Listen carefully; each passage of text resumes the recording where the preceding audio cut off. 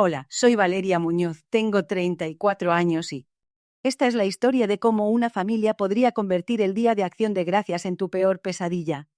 O mejor dicho, la mía. Durante 10 años consecutivos me borraron, ignoraron o simplemente fingieron que no existía. Era como si fuera un fantasma en mi propia sangre, un contorno borroso en las fotos familiares, una silla vacía en una mesa repleta de risas que no eran para mí. Mi presencia era menos que una nota al pie, una corrección borrada con prisa. Había días en los que dudaba si realmente alguna vez había estado allí, si mis recuerdos de infancia eran solo sueños, si mi existencia era tan tenue como la bruma matutina que se disipa con el sol. Pero lo que ellos no sabían es que yo también puedo jugar a ignorar. Solo que mi forma de hacerlo fue inolvidable, un huracán sutil pero devastador que arrastró las fachadas y los secretos mejor guardados. Fue un acto de invisibilidad inversa, donde la falta de mi presencia inicial se transformaría en una erupción de mi ser que jamás podrían ignorar de nuevo. No era una pataleta, no era un mero desahogo. Era el resultado de una década de acumulaciones, de silencios impuestos, de heridas invisibles que se habían infectado bajo la superficie de mi piel.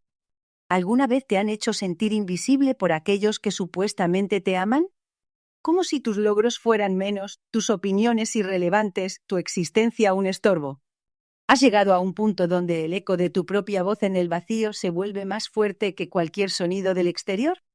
Déjame saber en los comentarios.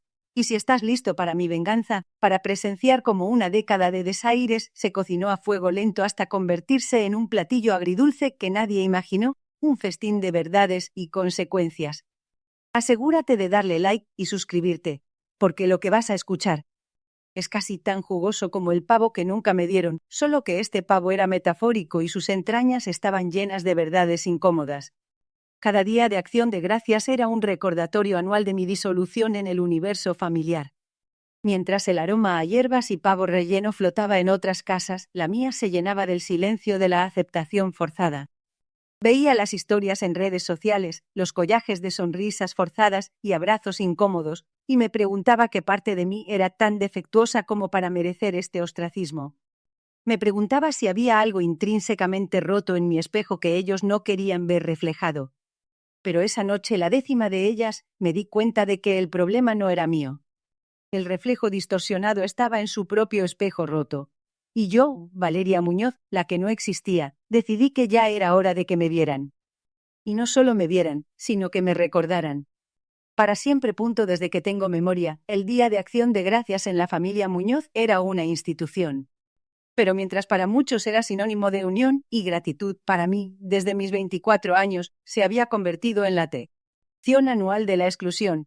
Mi tía Amanda, la autoproclamada matriarca de las celebraciones, parecía tener un doctorado en el arte de la omisión y el olvido selectivo, siempre conmigo como la estudiante destacada en el curso de su desprecio.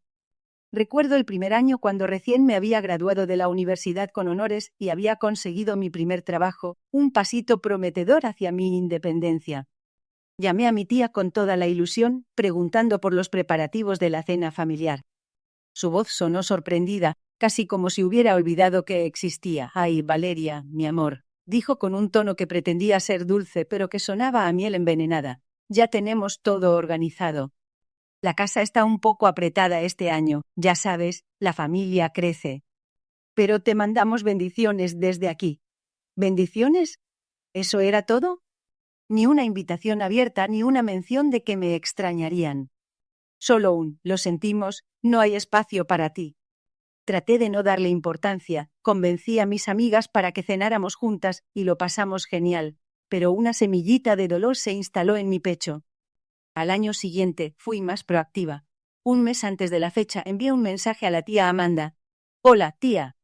¿Todo bien para Acción de Gracias? Dime si necesitan una mano con algo. Me encantaría ayudar este año».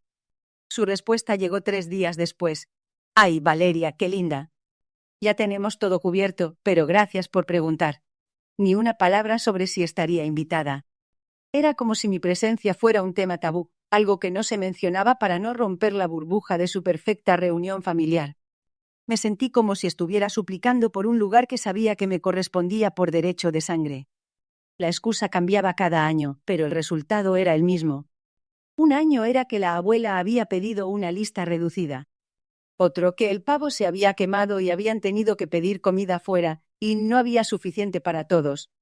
En una ocasión, incluso sugirieron que quizás sería mejor que pasaras tiempo con tus amigos, ya que te vemos muy ocupada. Ocupada, sí, pero nunca tanto como para no desear estar con mi familia. La palabra invitación se había extraviado misteriosamente en su vocabulario cuando se trataba de mí. Hubo mensajes ignorados que dejaban mis feliz día de acción de gracias flotando en el limbo de las conversaciones de grupo de WhatsApp. Recuerdo una vez que mi prima Daniela publicó una foto de la mesa completa en Instagram, con todos sonriendo, mi tía Amanda en el centro, radiante, y comenté: «¡Qué bien se ve todo! Ojalá hubiese podido ir». La respuesta de Daniela, días después y por privado, fue: «Sí, tía Amanda dijo que te había mandado la invitación por correo. Qué raro que no te llegara. Lo sentimos mucho. Una invitación perdida por error. 10 años seguidos. Ya para el 5.º año mis intentos de mantener lazos eran casi un acto de masoquismo. Enviaba mensajes, hacía llamadas que no eran contestadas, proponía planes casuales que siempre reencontraban una evasión. La exclusión ya no era un descuido, era una coreografía, una danza lenta y devastadora con la que me empujaban delicadamente fuera del círculo familiar. El dolor se volvió una parte intrínseca de mi experiencia con el Día de Acción de Gracias. Cada año, mientras el resto del mundo celebraba la abundancia y la unión, yo me enfrentaba a mi propia escasez de afecto familiar. La sensación de ser invisible, de no ser lo suficientemente importante como para ser recordada, me carcomía. Decía a mis amigos que no me importaba, que era solo una cena, pero en el fondo anhelaba pertenecer. Anhelaba la calidez de un hogar que parecía haberse enfriado para mí. Esta tradición de exclusión se grabó en mi alma, lenta pero dolorosamente, preparándome para la tormenta que se avecinaba. Lo que no sabía entonces es que lo que parecía ser un mero descuido, un simple olvido, era en realidad el preludio de un juego mucho más complejo. Durante años me autoconvencí de que mi exclusión del Día de Acción de Gracias era un mero descuido, una serie desafortunada de eventos, o quizás una sutil indicación de que yo era demasiado diferente. Pero a medida que los años pasaban y las excusas se volvían más elaboradas, una incómoda sospecha comenzó a gestarse en mi mente. Esto no era un accidente. Había un motivo. Y los motivos, en las familias, rara vez son transparentes.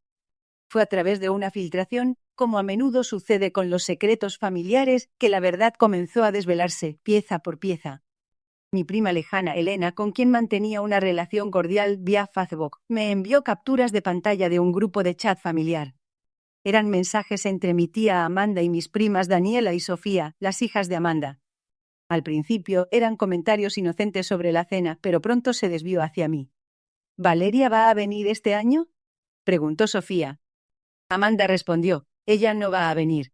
Ya le dije que la casa está llena con los tíos de Michigan.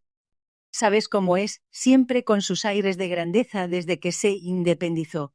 Mi sangre heló». ¿Aires de grandeza? ¿Independizada?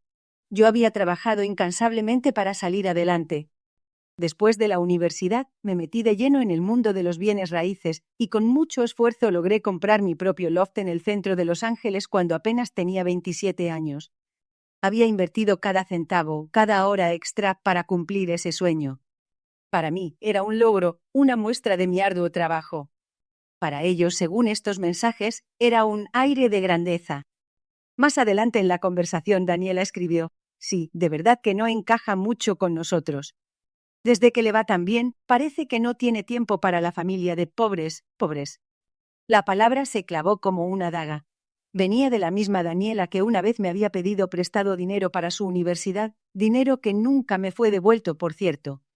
Recordé viejas heridas, comentarios disimulados sobre mis estudios, mi empeño, trabajar, mi decisión de no casarme joven como la mayoría de la familia.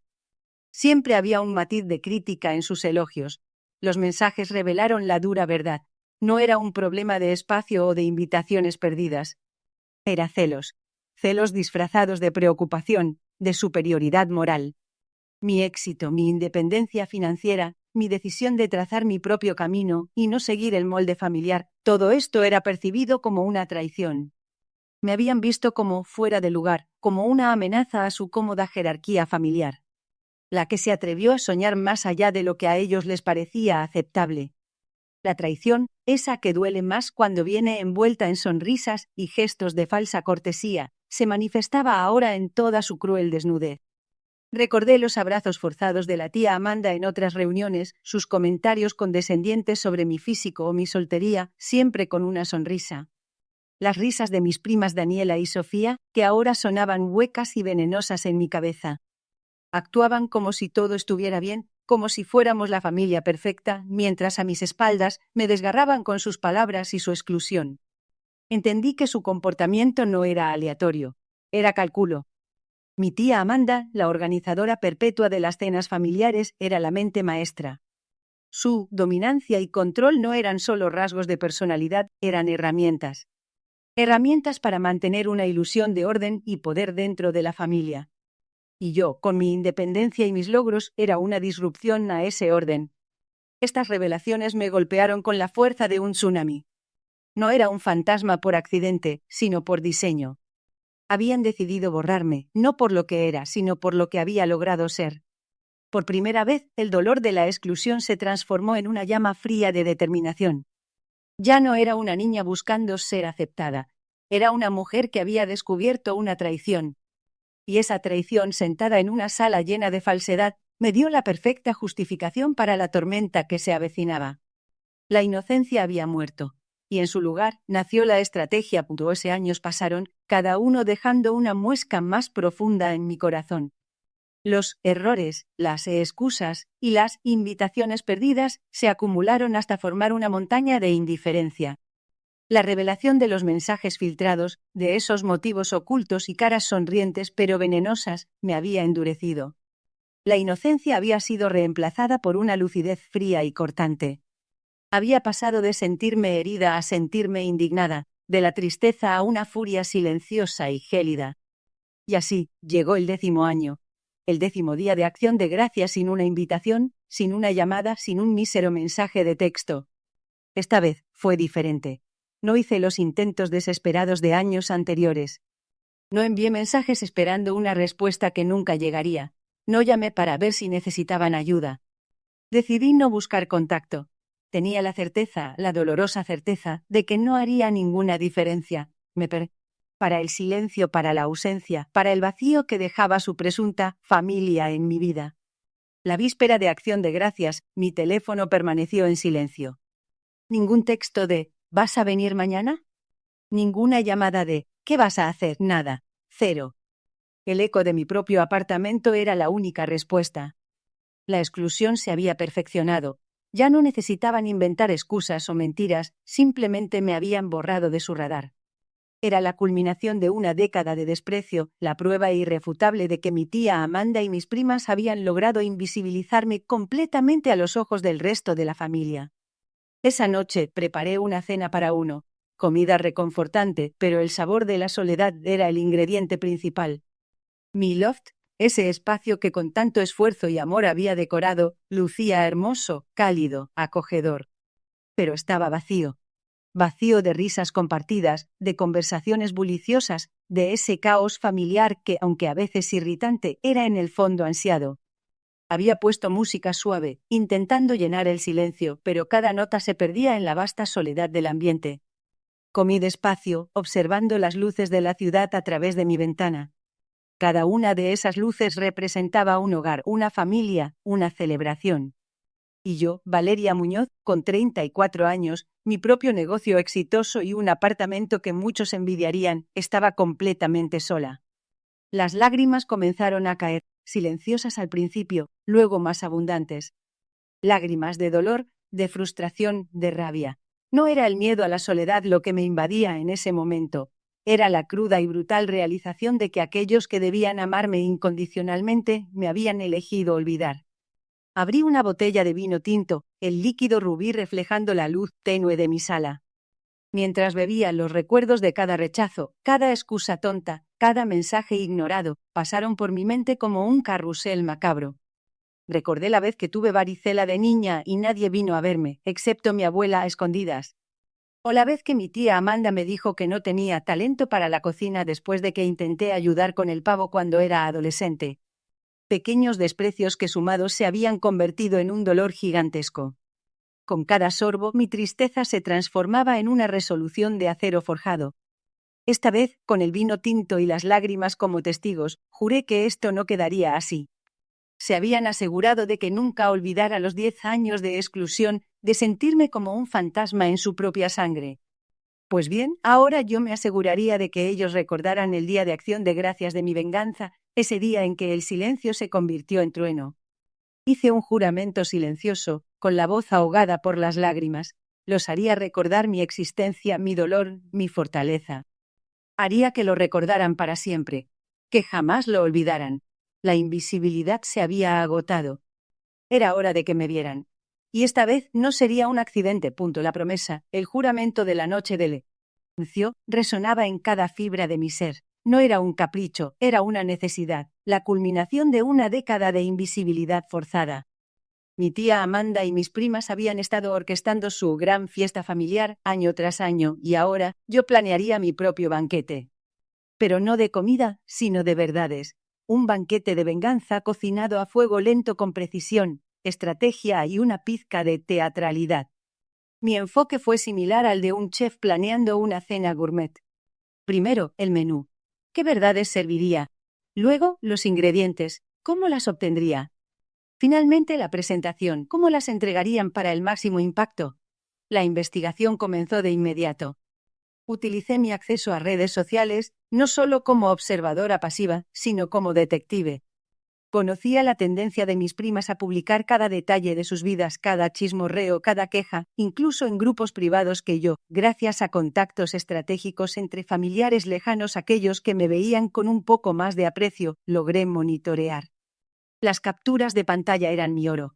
Mensajes donde Amanda criticaba la elección de carrera de mi primo Carlos o cómo se quejaba de las deudas de la tía Elena, eran joyas para mi colección.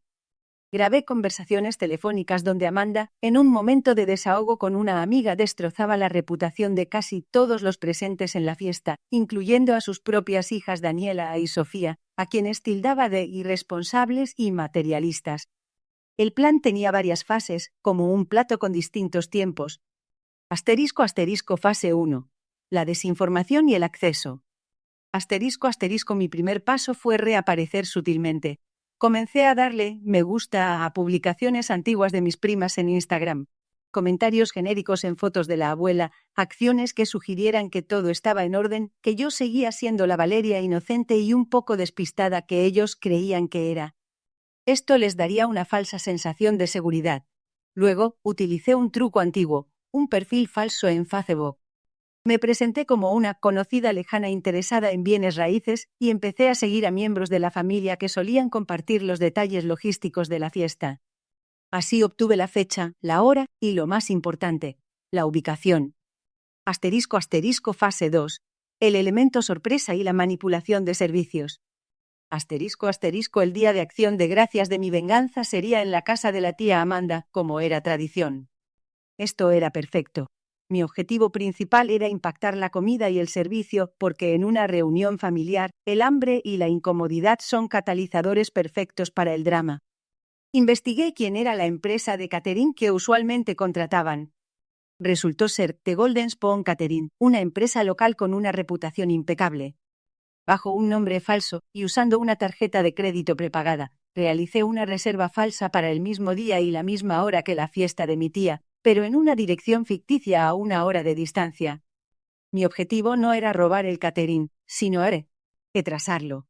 La mayoría de los caterings tienen un margen de error muy ajustado con los pedidos.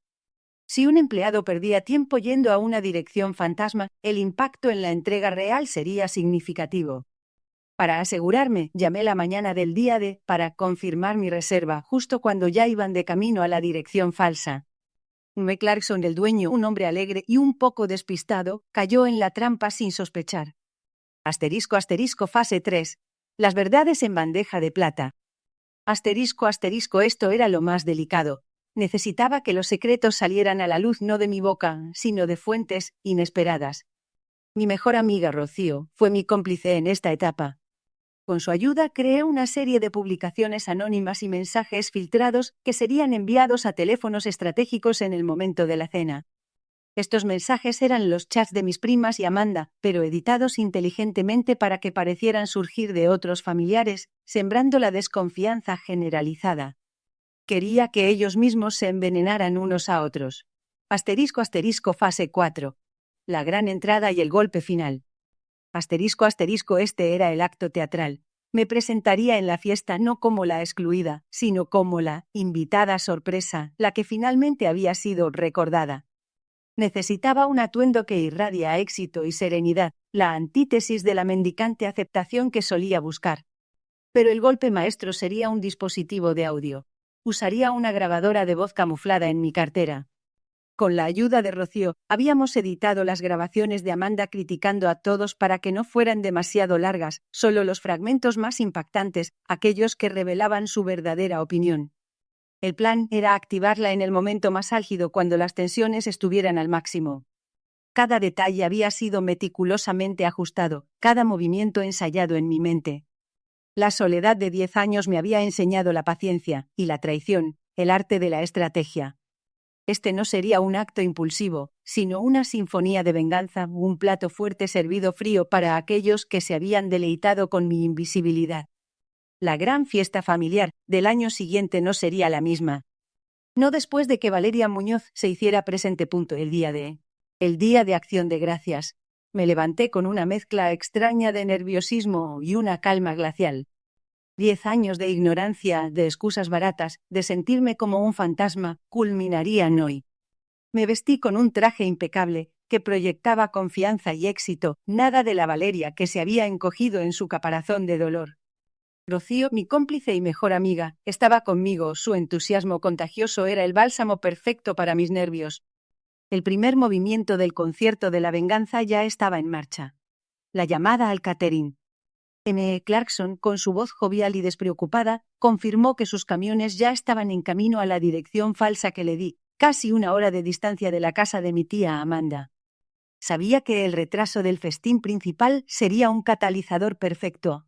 La frustración y el hambre, y con la irritación viene la impaciencia, y con la impaciencia, las grietas en el ideal familiar. Llegamos a casa de mi tía Amanda 20 minutos tarde, el tiempo justo para que la gente ya estuviera con el estómago deseando comida. Respiré hondo. Con la frente en alto, Valeria, Rocío me susurró, dándome un apretón en el brazo. Toqué el timbre. Mi prima Daniela abrió la puerta. Su sonrisa se congeló en su rostro como una máscara de cera. ¿Valeria? ¿Qué haces aquí?, preguntó, sus ojos abriéndose como platos. Daniela, qué alegría verte. ¿Qué pregunta es esa? Vine a celebrar el Día de Acción de Gracias con mi familia, respondí con la sonrisa más radiante y falsa que pude ofrecer. Fingí mirar a mi alrededor. ¡Qué linda está la casa! ¿Y la tía Amanda? Me dijo que me esperaría con los brazos abiertos. La mentira sobre la invitación finalmente enviada ya estaba plantada. Mi tía Amanda apareció, su rostro transfigurado entre la sorpresa y un intento fallido de cordialidad. Valeria, mi amor, qué sorpresa verte. Pensé que esta vez estarías ocupada. Su tono era una mezcla de falsa dulzura y veneno. Ay, tía, para la familia siempre hay tiempo, ¿verdad? Después de que me llegó tu invitación por fin, no me la iba a perder por nada del mundo, repliqué, mis palabras cargadas de un subtexto que solo nosotras entendíamos. La tensión era palpable. Los otros familiares presentes, tíos, primos lejanos y hasta la abuela Irene nos miraban, algunos con confusión, otros con una curiosidad mal disimulada. Yo me movía con una confianza que nunca había tenido en esa casa. Me senté en una silla desocupada, al lado de la abuela, que me recibió con un abrazo genuino, ajena aún al drama que se cocinaba. El tiempo pasó, y el hambre empezó a hacer mella. Los niños se quejaban, y los adultos miraban sus relojes. ¿No ha llegado el catering?, preguntó mi tío Carlos. Mi tía Amanda, ya un poco exasperada, respondió: están atrasados, dicen que hubo un problema con una dirección equivocada. ¡Qué profesionales! Ahí estaba mi señal. Me levanté, fingiendo un aire de preocupación. ¡Ay, tía! ¡Qué terrible! Precisamente, hace poco tuve una situación similar con un cliente de bienes raíces por un error de dirección. O por una reserva a nombre de... Déjame ver aquí en mi teléfono. Oh sí, por el nombre de señora Smith. para la misma hora, pero en una dirección al otro lado de la ciudad. ¡Qué coincidencia, ¿no creen? Las miradas de sospecha recayeron sobre mi tía Amanda. Ella palideció. Acto seguido, mi cómplice Rocío envió los mensajes que teníamos preparados. No a todos, sino a los más influyentes, mi tío Carlos, la tía Elena y un par de primos más lejanos que habían mostrado afecto por mí en el pasado. Eran las capturas de pantalla, cuidadosamente seleccionadas, de los chats de Amanda y sus hijas, burlándose y criticando a otros miembros de la familia. Vi cómo sus teléfonos vibraban, cómo sus cejas se fruncían. Murmullos, miradas, furtivas hacia Amanda y mis primas. Daniela y Sofía estaban visiblemente nerviosas, intentando disimular su agitación. Mientras tanto me acerqué a la mesa de bebidas. «¡Ay, qué ricos los canapés, tía!», dije en voz alta, dirigiéndome a Amanda que intentaba sofocar la creciente ola de descontento. «Pero me parece escuchar ruidos raros». «Ah, lo que decía. Mi grabadora. Siempre me gusta grabar mis ideas cuando trabajo». «Ay, debe haberse activado sola. Qué pena. En realidad, la grabadora en mi cartera estaba activa y el volumen, discretamente alto, gracias a un ajuste que Rocío había hecho previamente». Y empezó a sonar. La voz de Amanda. Clara, inconfundible. Criticando a todo el mundo, y la tía Elena siempre quejándose de sus deudas. ¿Quién le manda a gastar tanto? Y el primo Carlos dice que es un emprendedor, pero lleva 2 años viviendo de sus papás. ¡Qué vergüenza! Y mis propias hijas, Daniela y Sofía, ni hablar. Unas inconscientes. Solo piensan en gastar lo que no tienen y ni me ayudan con los gastos de la casa. Las conversaciones cesaron abruptamente. Un silencio sepulcral, no de paz, sino de devastación, cayó sobre la sala. Todos miraban a Amanda, con incredulidad, con rabia, con dolor. Sus caras, hasta hacía poco sonrientes, ahora contraídas por la traición. La grabación de la voz de Amanda no era de 10 años, sino de meses atrás. Su propia voz, un arma que ella misma había forjado. La cara de Amanda se descompuso. No había escapatoria, no había excusa. El pavo no había llegado, y una verdad mucho más amarga se estaba sirviendo en su lugar. La gran fiesta familiar estaba a punto de colapsar. Y yo, el fantasma, finalmente era visible. El silencio. Ese silencio tenso y atronador que siguió a la revelación de la grabación de mi tía Amanda. Era la calma antes de la tormenta, el momento en que todo el mundo se da cuenta de que la fachada de la familia feliz ha sido destrozada en 1000 pedazos. Las caras de los presentes eran un estudio de la conmoción, incredulidad, asombro y, para algunos, una rabia ardiente y silenciosa que se cocinaba a fuego lento. Mi tío Carlos, cuya honestidad Amanda había cuestionado, fue el primero en romper el hechizo. Se acercó a mi tía con los ojos entrecerrados.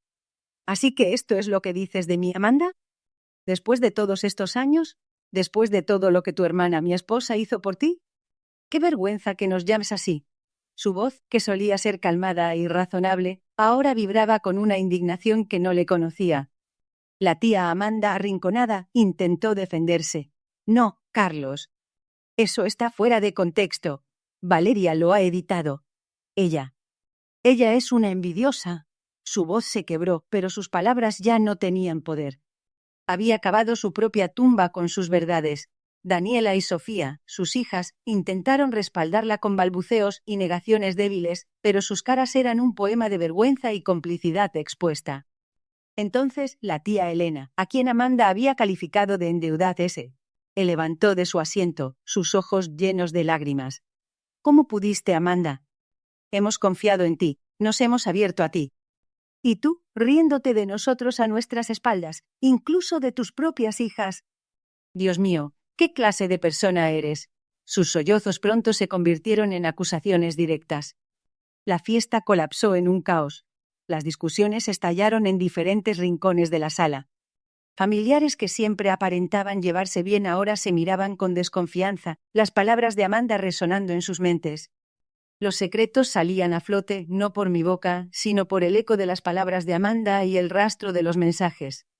Vi a un primo, al que Amanda había tildado de vago, enfrentarse a ella con una vehemencia que me sorprendió. Las acusaciones volaban de un lado a otro. El pavo no había llegado, y en su lugar se servía un festín de resentimiento y verdades ocultas. En medio de todo el estruendo, mi abuela Irene, la matriarca de 82 años, se puso de pie, golpeando su bastón contra el suelo. Era una mujer de pocas palabras, pero cuando hablaba todos la escuchaban. Silencio. Su voz, aunque un poco débil por la edad, retumbó con autoridad. Cuando se hizo el silencio, se volvió hacia Amanda, sus ojos expresando una profunda tristeza. Amanda, mi hija, ¿cómo pudiste llenar este ambiente con tanta amargura, con tanta mentira? Tu ego y tu lengua han destruido lo que tanto nos costó construir. Luego, para mi sorpresa, la abuela Irene se volvió hacia mí. Siempre pensé que ella estaba semi-ajena a los conflictos, pero su mirada me dijo que había visto más de lo que yo creyera. Con un gesto me llamó a su lado. Valeria, dijo, su voz ahora más suave. Hija, hace años que te sentía lejos de nosotros, como si te hubieras ido. Pero hoy has regresado como un huracán. Y quizás este huracán era necesario para limpiar el aire podrido de esta casa. Las palabras de la abuela, aunque no directamente dirigidas a la venganza, validaban indirectamente mi dolor y mi presencia. Por primera vez en 10 años, alguien de la familia alzaba la voz por mí, reconociendo no solo mi existencia, sino la razón de mi ausencia forzada. Lo que yo quería que mi tía experimentara, lo que yo había sentido, estaba sucediendo. Amanda estaba siendo señalada, aislada, siendo el blanco de la frustración de todos. Era el fantasma en su propia fiesta, el paria entre los suyos. El catering finalmente llegó varias horas tarde, y mi Clarkson, visiblemente agitado y disculpándose profusamente, intentó salvar la situación. Pero ya era demasiado tarde. La comida quedó en un segundo plano. La atmósfera estaba cargada de resentimiento. Algunos familiares se fueron antes de tiempo, otros se quedaron, pero el daño estaba hecho. La familia, o lo que ellos consideraban una familia, se dividía ante mis ojos. Miré a mi tía Amanda, que estaba sentada, su rostro pálido, sus ojos fijos en el vacío. Por primera vez en mi vida, la vi sin su aura de controladora, sin su sonrisa condescendiente. Solo una mujer, despojada de sus máscaras y expuesta en su vulnerabilidad. Y mientras la veía, una mezcla compleja de emociones me invadió. Satisfacción, sí, pero también una punzada de tristeza por la pérdida irrecuperable de lo que pudo haber sido. El gran colapso estaba a completo punto mientras me alejaba de la casa de mi tía Amanda, con los ecos de las discusiones aún resonando en mis oídos y la imagen de su rostro descompuesto impresa en mi mente. Una avalancha de emociones me golpeó. La adrenalina de la ejecución del plan comenzó a disiparse, dejando paso a una reflexión más profunda y compleja. ¿Fue justicia? ¿O fue crueldad? Sentí una innegable satisfacción al ver a mi tía Amanda experimentar, aunque fuera por unas horas, algo de la exclusión y el repudio que ella me había infligido durante una década. Su cara de incredulidad, su impotencia ante la furia de su propia familia, me dio una sensación de cierre. Ya no era ella quien controlaba el relato. Sus propias palabras la habían traicionado. La gran fiesta familiar que representaba su poder y su control había sido desmantelada. Y en ese sentido, sí, había justicia. Había nivelado el campo de juego. Pero la venganza, como un plato demasiado condimentado, dejó un regusto amargo. Las discusiones, las lágrimas de la tía Elena, la desilusión en los ojos de la abuela. Todas esas caras de dolor me recordaban que en este juego no había un solo ganador. Había herido a personas que, si bien estaban cegadas por las manipulaciones de Amanda, no eran intrínsecamente malvadas. Había expuesto una red de resentimientos y falsedades que quizás nunca se sanarían por completo. ¿Había ido demasiado lejos? ¿Fui despiadada al usar sus propios secretos contra ellos? ¿Había cruzado una línea que no podría deshacer? Mis emociones eran profundas y contradictorias. Por un lado, una paz inesperada. El peso de una década de invisibilidad, de sentirme como un fantasma, se había levantado. Por primera vez en mucho tiempo, no sentía la necesidad de demostrar mi valía a nadie de esa familia. Me había hecho visible de la manera más contundente posible, y ahora era libre de sus expectativas y sus prejuicios. Era una libertad liberadora, pero también solitaria. En los días y semanas que siguieron, el impacto de aquel día de Acción de Gracias se hizo evidente. Hubo silencios más profundos, rupturas que parecían irreparables. Algunos familiares, como mis primas Daniela y Sofía, se atrincheraron aún más junto a Amanda. Supongo que su propia complicidad y las revelaciones sobre sus gastos las hicieron sentir más seguras bajo el ala de su madre, aunque ese ala estuviera ahora chamuscada. Se alejaron aún más de mí, y tengo que admitir que no sentí ni una pizca de pérdida por ello. Su amistad siempre había sido una ilusión, pero sorprendentemente otros me buscaron. Mi tío Carlos, un hombre de pocas palabras pero de gran corazón, me llamó unos días después. No para culparme, sino para agradecerme. Ría, dijo, su voz ronca, gracias. Había cosas que necesitaban salir a la luz. Amanda siempre ha sido así, pero su influencia ha sido tóxica para todos. Quizás esto, aunque doloroso, nos sirva para crecer. También recibí mensajes de apoyo de primos lejanos y tías a quienes apenas conocía, quienes se sentían identificados con lo que había revelado. Con la abuela Irene, mi relación cambió por completo. Ya no era solo la nieta ausente, era la adulta que había tenido el valor de desenmascarar las mentiras. Me llamó con regularidad, no para regañar, sino para charlar, para hablar de la vida, para sanar viejas heridas que yo ni siquiera sabía que ella recordaba.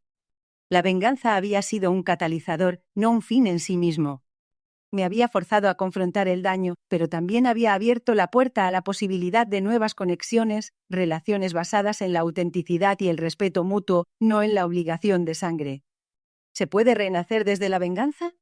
Esa era la pregunta que me rondaba. No tenía todas las respuestas, aún, pero lo que sí sabía es que había dejado de ser un fantasma. Había encontrado mi voz, y al hacerlo había comenzado a escuchar otras voces que me llamaban con honestidad. El camino por delante era incierto, pero por primera vez no lo sentía como una carga. Era una posibilidad. Ya ha pasado un año desde aquel día de acción de gracias que sacudió los cimientos de mi familia. La onda expansiva de aquella noche dramática aún resuena, pero el polvo se ha asentado, y con él ha emergido algo nuevo. Algo mejor. La relación con mi tía Amanda, como era de esperarse, se cortó por completo. Ni una llamada ni un mensaje. Mis primas Daniela y Sofía también desaparecieron de mi vida. Sus perfiles en redes sociales, antes públicos y llenos de detalles de sus vidas, se volvieron privados, una medida de autoprotección después de la exposición. Y estoy bien con eso.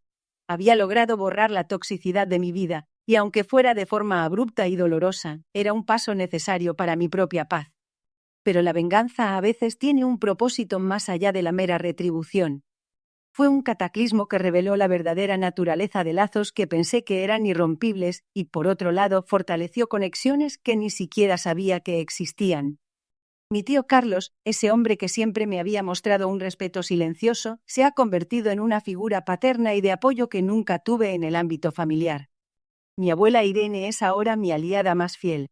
Nuestras conversaciones son frecuentes, llenas de sabiduría por su parte y de historias de mi infancia que ella guardaba con cariño. Ella lamenta el cisma, pero entiende que la verdad, por dolorosa que sea, es necesaria para la curación. Incluso algunos primos lejanos y tíos con los que apenas tenía contacto, y que siempre se habían mantenido al margen de los dramas de mi tía, se acercaron. Algunos con mensajes de disculpa por su silencio, otros simplemente para demostrar su apoyo. Fue como si en niebla se hubiera disipado, y finalmente pudiera ver los rostros de aquellos que genuinamente se preocupaban. Y así, un año después, llegó de nuevo la fecha. Pero esta vez no me encontré sola en mi love. No hubo lágrimas ni vino tinto en soledad. En lugar de la vieja y tóxica tradición de exclusión, decidí crear una nueva. Mi propia cena de acción de gracias. Invité a Rocío, por supuesto, mi incondicional cómplice y amiga. Invité a algunos de mis colegas del trabajo, personas que se han convertido en mi segunda familia en el ámbito profesional. Y con el corazón abierto, extendí invitaciones a mi tío Carlos, a la abuela Irene y a aquellos primos y tías que me habían buscado con autenticidad después de lo ocurrido. Para mi sorpresa y alegría, todos aceptaron con entusiasmo. Mi loft, que el año anterior había resonado con un silencio doloroso, ahora se llenaba de risas, de conversaciones animadas y del delicioso aroma a comida casera. Había preparado el pavo, esta vez con una receta que me había dado la abuela. Las mesas estaban decoradas con un gusto exquisito, y la luz cálida de las velas creaba un ambiente de pura felicidad. Mientras la noche avanzaba, observé a mis invitados. Rocío, con su energía contagiosa, haciendo reír a todos. Mi tío Carlos, charlando animadamente con uno de mis colegas sobre bienes raíces. Y la abuela Irene, sentada en la cabecera, su rostro arrugado por la edad, pero con una sonrisa genuina, compartiendo anécdotas felices de su juventud. Noté cómo los nuevos aliados, aquellos familiares que se habían acercado después del incidente, se integraban perfectamente con mis amigos, formando una comunidad heterogénea pero armoniosa. Esa noche compartimos risas, historias y, lo más importante, respeto mutuo. No había agendas ocultas, ni comentarios venenosos, ni sonrisas falsas. Era una reunión de personas que se valoraban, que se escuchaban y que se elegían.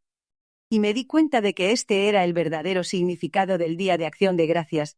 Gratitud por las personas que te aceptan, que te celebran, que te hacen sentir que perteneces, no por obligación, sino por elección. El vídeo termina con imágenes de mi nueva mesa llena, el sonido de las risas y las voces mezclándose en una sinfonía de familia elegida. Y mi voz en off, resonando con una calma y una paz que tardé años en encontrar, a veces. Hay que borrar lo tóxico para dibujar de nuevo, para construir algo nuevo, algo que resuene con lo que realmente eres. Y lo que descubrí es que no necesitas llenar todos los asientos de tu mesa, solo los correctos. A veces la familia no se elige, se construye. Después de 10 años de silencio, aprendí que no se trata solo de ser invitada, sino de ser bienvenida. ¿Y tú? ¿Qué habrías hecho en mi lugar? Déjamelo en los comentarios, y si esta historia te llegó, suscríbete, porque aquí cada historia tiene un sabor distinto. Nos vemos la próxima. Después del postre.